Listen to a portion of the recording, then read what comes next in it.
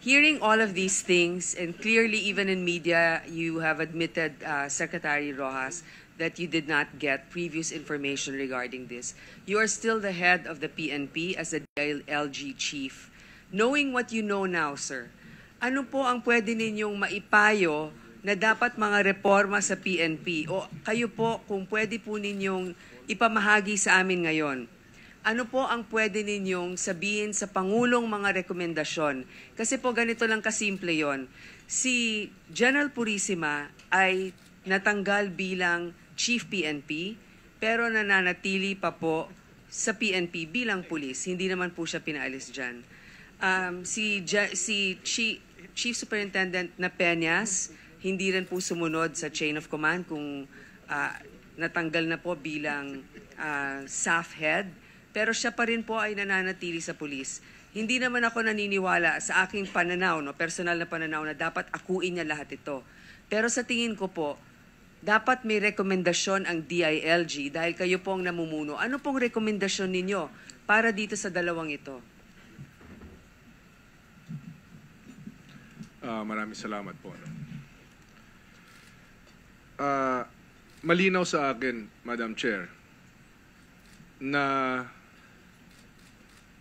sa aking pakikipag-ugnayan sa aking counterpart, Secretary Bolz Gasmin, dumaan kami 21 araw sa Zamboanga Siege. Magkasama kami ron, araw-araw. Pinagselosan pa nga siya ng misis ko at pinagselosan din ako ng misis niya, Tita Rodi. Magkasama kami nung earthquake sa Bohol. Magkasama kami, monti kaming inanod doon sa Yolanda. Magkasama kami sa napakaraming mga operation at gawain. So malinaw sa kaisipan ko po, Madam Chair, na kung nalaman ko ito, itong issue ng koordinasyon ay hindi magiging issue. Sisiguraduhin ko, Sec Bolz, mga bata ko papasok sa alanganin. Dapat may gasolina niyang mga helicopter mo. Dapat may gasolina niyang mga armored personnel o tangke o kung ano pa. Dapat kung ano man ang mangyari, nakahanda tayo. So isa yan na malinaw na ma'am, madali maging Monday morning quarterback, di ba? The day after lahat tayo expert. The day after lahat tayo malinaw, etc. No? In hindsight, everybody is an expert. Kaya hindi naman ako nagmamagaling o nagmamarunong. Pero ang alam ko is sa mga maseselan at mga komplikado at mga importanteng gawain, maayos ang koordinasyon ko kay Sec Bolz. Na, Sec Bolz, ganito, ganon. Ngayon, Secretary Rojas, siguro po hiningin kasi mahinahon po kayo at talagang nakita namin na tinayuan ninyo ang inyong responsibilidad maski na masakit sa inyo na hindi kayo pinahalagahan sa operasyon na ito. Kaya nga hinihingi namin sa iyo, anong kondemnasyon ang sa tingin nyong nararapat dahil nga dito sa kakulangan ng koordinasyon sa inyo? Sinong dapat managot? Ano po ang inyong irerekomenda? Well, ayoko pong pangunahan yung Board of Inquiry, pero sa akin, sa sentido common, no? Dalawa ang area na nais kong, kung magre-recommend naman ako, doon pupunteriya sa dalawang area na yon. Una, yung koordinasyon. Koordinasyon sa taas, koordinasyon across. No? Meaning, chain of command.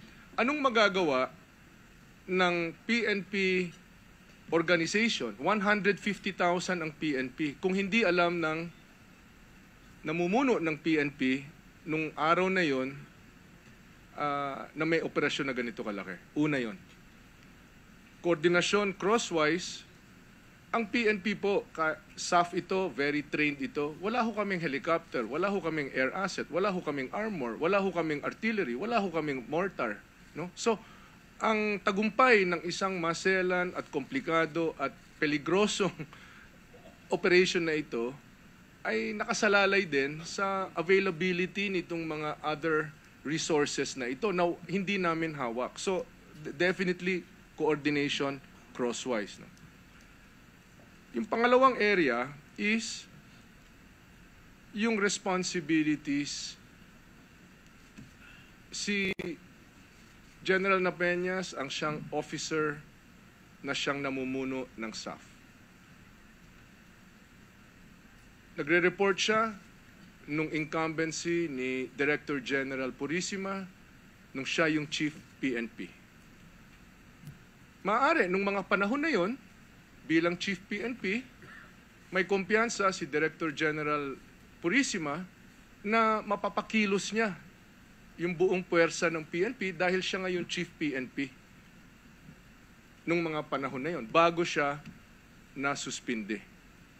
But clearly, siya na nga mismo nagsasabi dito na wala na siyang kapangyarihan nun. Magmula December 4. Siya mismo nagsasabi, hindi na nga siya nakakapagbigay ng order. Advice na lang. So, yung kapangyarihan na yon, na pakilusin yung buong PNP, yung kapangyarihan na yon na makipag-usap sa counterpart, head of agency to head of agency, nawala na yon. Diba? Kung maging consistent na wala na siyang papel dahil December 4 suspendido na siya, sino ngayon ang sumalo ng kapangyarihan na yon dito sa pagbabantay sa kapakanan nitong inilagay natin sa mapeligrosong misyon? So dito bumabalot ho ang aking mga konsiderasyon. Lastly, no. And this is with due respect to the officers of the armed forces, no. Tama po, wala pong koordinasyon. Walang prior coordination. Sinasabi time on target. Director Napeñas mismo inamin yan. Okay. Pero, tanong ko naman po, no? At magalang ko pong tinatanong ito. Wala ngang koordinasyon, pero saklolo na ang tinawag nito eh. SOS na ito eh. Ano ang nangyari sa alas 6 ng hapon, alas 5:48, na nakapagpaputok tayo ng 3 white phosphorus na hindi maaaring gawing alas 2 ng hapon, alas 12 tanghali, alas 10 ng umaga, alas 6 ng, sige, alas 6 na bigla, ganun, walang koordinasyon, alas 8 ng umaga. Alam ko po na merong procedure, may protocol, kung sino man ang pipindot nun na fire, kanyon yun, bomba yun. Ang area na apektado nun, hundreds of meters, no? Na kung magkamali man, mga inosente, mga friendly forces, etc. Naintindihan ko po yon. Ang nasa isip ko naman po ay merong konsepto rin na fire on my location. Sinasalakay na kami. Uubusin na kami rito. We will take our chances na you fire on our position because at least may chance na hindi kami tamaan. Pero may chance na tatamaan yung kalaban namin. Kaysa hindi kayo mag-fire, ubos kami rito. May konseptong ganun eh. You fire on my position na. World War II pa lang, hindi naman ako eksperto, hindi ako nagmamarunong, pero alam ko na merong ganong konsepto. You fire on my position because kung hindi kayo mag-fire, kung walang mangyari, ubos na rin kami rito. So I'm sorry, medyo Hindi, Secretary Ross, yun nga ang gusto namin eh. Makita kung ano yung nasa sa loobin mo. Kasi masyado mo rin tinatago minsan. Yung, tama po, yung tanong namin dyan sa military, pareho po yung punto natin dyan, na saklolo na po ito. Pero may 3 bagay lang po. Dito sa inyong hanay mismo. Ang nakikita natin dito, grave misconduct, disobeying the chain of command, usurpation of power even. Ano po sa handbook ninyo ang sinasabing kaparusahan sa mga gumawa ng ganyan? In this case, yung 2 po. Ano pong rekomendasyon ninyo? Wala pa po ako nadidinig. Well, ma'am, nais ko pong sagutin ang tanong nyo. Hindi ko pa nalalaman kung ano yung mga dapat na ipataw o rekomendasyon. Pero ang rekomendasyon ko po ay magsisimula doon sa mga obserbasyon ko na yon. Di ba? I mean, kung ano yung logical conclusion ng mga katanungan ko na yon, at kung wala naman akong madinig na katanggap-tanggap na sagot, ay yung rekomendasyon ko ay patungo na doon. patungo doon sa mga konsiderasyon na nasabi ko.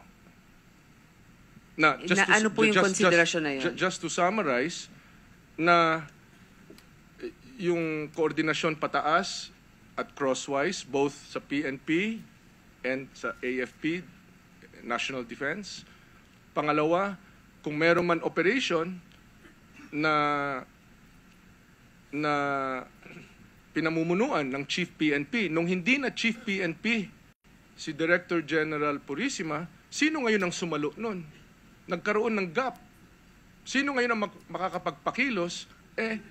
Hindi na nga alam nung OIC, di ba? At pangatlo, doon naman po sa crosswise coordination, okay, walang koordinasyon, hindi sinunod, etc. Saklolo na ito, SOS. So kung sakaling nangyari ulit ito, and by the way, no, binibring up ko ito dahil hindi ko po gusto magkaroon ng hidwaan or split or crack or in any way, any kind of mistrust sa pagitan ng police and AFP because ang concept nga is joint operation. At may mga, tulad nung nasabi ko po kahapon, hindi po natin maiiwasan na from time to time, may mga misyon na iaatas natin sa ating mga uniformadong hanay na mapeligroso. Hindi po natin nais na magkaroon sila ng pagduda. Papasok kami rito, ano kayang rest back namin dito? Hindi po ito na nagsaserve ng warrant dito sa Pasay, sa Parañaque, o sa Metro Manila, o sa... Hindi po, no? Nasa gitna ho ito ng isang area na may mga armed force in the hundreds na hostile. So, hindi po natin nais na magkaroon ng any kind of doubt. And that is why napakahalaga po na malaman natin ito para maging klaro kung ano talaga ang maasahan.